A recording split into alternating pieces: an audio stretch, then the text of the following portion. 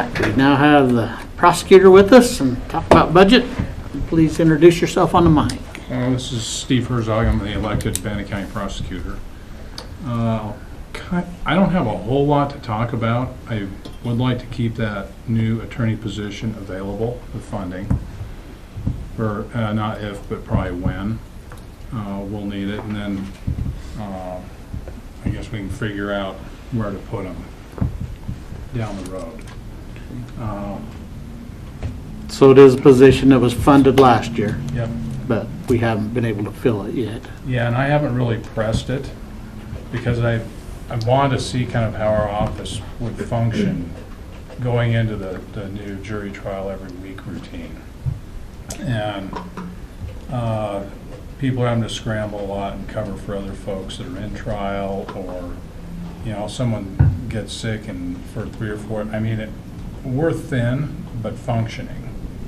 But I think over time, people are going to get tired. And we'll have to, well, and, you know, the civil side of our office, too, is doing more and more. And so at some point, I think a new attorney or possibly a victim witness coordinator instead, which would cost less. And what really kind of brought that to light was I'm not sure how we're going to manage the Downard case. When it comes to interacting, I think we've got about 100 families, something like that. Normally you got a crime and, you know, 2 victims maybe or whatever. That's a different deal than a collective group of 100 people, and how, and all with kind of different kind of perspectives on what ought to be done. It's going to be very challenging to just manage the kind of public part of this. Yeah. So, and that's coming up here soon. By the end of August, for sure, something will be rolling. So, and there's a lot of unknowns, but it'll, you know, I think, I don't know what kind of costs are going to be associated with it. I don't think we're going to need any experts, or all the ones we have would be, you know, potentially, you know, tax investigators or analysts from Rimmen that wouldn't be billing. So I think the $30,000 that's set aside for trial court expenses would certainly, sufficient. Yeah, and the Comfort trial apparently is going to be going. It's set for January right now. Whether or not it'll actually happen in January is another matter, but that one's probably going to be tried. And the DNA testing that was done in that case was done at Sorensen Labs in Salt Lake. And over the years, people have left. We're going to have a hard time tracking everyone down and may have to have some DNA retested. And I'm not sure if that's something the ISP lab can do, or if we're going to have to retain a private DNA outfit. Do we need to anticipate some extra costs for that? I would say yes. How much? Do you have any idea if ISP might be able to do additional testing? Sorensen has possession, I think, of the samples. Yeah, as long as they're still testable, yeah, they'd be able to do it. But our time frame on getting that done, It's going to be quick. yeah. So So, I mean, 5, 10, 20, let's just say 10. okay. So maybe. Well, and if you could, I'm just sitting here thinking, if you could maybe kind of fine tune that a little bit over the next couple of weeks, then we can put that in clerk's recommendation to the commissioners, and we could just kind of work on that outside. Okay. And then we can just add it to your trial expenses, but no, That certain amount, yeah. For don't you comfort. think? Or just make a note, it'll include comfort or something like Yeah. that. And again, those will be one-time money, so we can use reserves for that. And then if it's not spent, Steve's really good. If he doesn't need it, he definitely doesn't spend it. Mhm. The trial court money we've got in here. It's um, been, just sitting there. rolling year after year forward because if he hasn't needed it. yeah, we've done pretty So, good. Yeah. So that, our office management software bill is gonna go up, but not beyond. I think we have 15,000 in there for PBK. I think our annual billing's about 10 grand with 19 users, and they did an audit and go, oh, you have 22. I think that'll add probably $1,500, $2,000 annually. So I don't think there's a problem there. I think. We had talked about 2 positions, wanting to move a couple of your admin assistants to grade 7s as opposed to 6s without using names. Yes. Do you need me to remind you? Yes.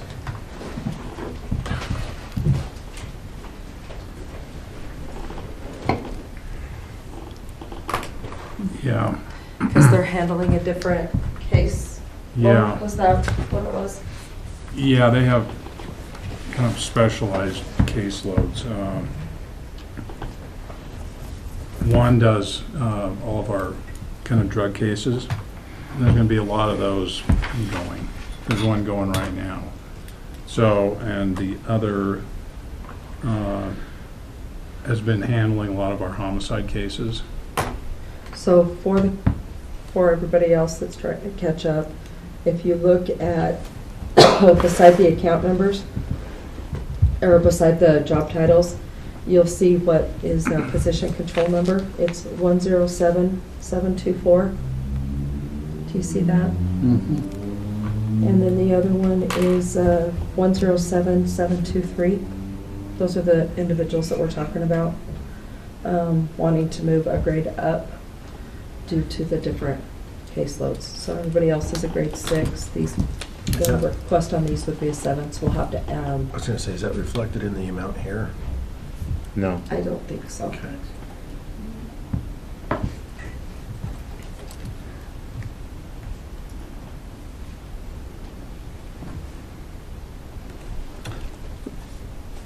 And I just wanted those to be No, thank you for known reminding to me.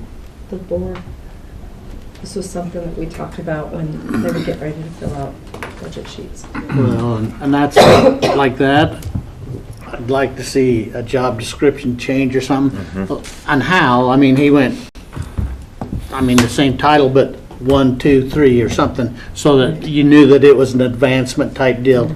I hate having the same title and we move this person and this person, but we don't move these people with the exact same title, so. Well, Right. that's something we need to do when we redo all of the pay, is get back to a different tiered system. The last consolidation we did clumped a lot of people into the same job title. Well, I liked Hal's description and what he was looking at doing, so that's just. Yeah, well, soon we can work on that. I think Danica was already working on that, but if you'll follow up with her. Yeah, it's tough to have the exact same title and. Doing different things. Well, then it's hard to justify, this is your job description, it's the same as your neighbor. Yep. I think our office is gonna pay, this is no big deal. We had to dig someone up and take them to an autopsy, and I think Tori said the cost of disinterment and reinterment was $1,050, which is a raging deal. Raging deal. We paid $1,200 for cremation. We'll never have to dig them up. The total cost we thought was going to be no more than $3,500, $4,000. Yeah, Tori said it came in just a little over 1,000, so. Okay, awesome. Yeah, and nothing got broke. The vault or the headstone. And now we know what the process is for disinterring someone. it's quite a process. Is it your first time? No, well, I didn't participate in any of it. A lot of people were interested, because it certainly hasn't happened since I've been here. Mm-hmm. And it was a suspicious death. Well, it was right when COVID was just like in March of 2020, maybe April. This guy had died under suspicious circumstances, went to Ada County for an autopsy, and they said, nope, we're not doing it because you can't prove they're negative for COVID. So turned around, came back, and he was buried. And then some additional evidence kind of surfaced. We go, we better tie up that loose end. So out of the ground he went, and to Boise and back, and didn't find what we thought we might find, which is okay. And Erin got to go to her first autopsy. Somebody had been around for a couple of years. Did she volunteer for that? She did. Oh. Her hand went right up in the air.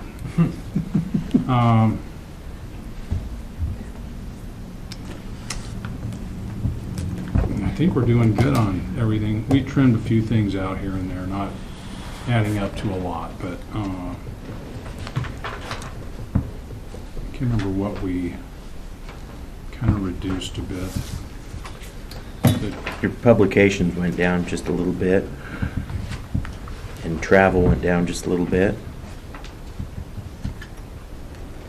Yeah, I think we're sort of drifting away from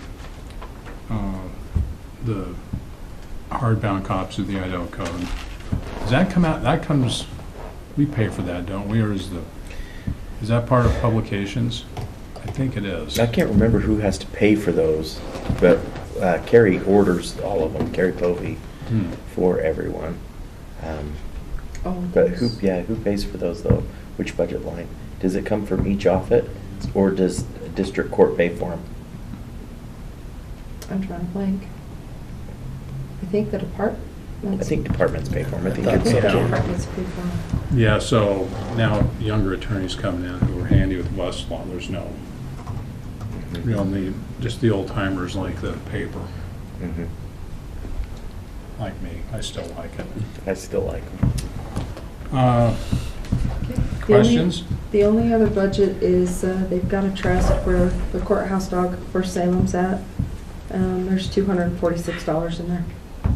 So we just rolled that over. So that's in the back under trusts. So. Any other questions? Very straightforward.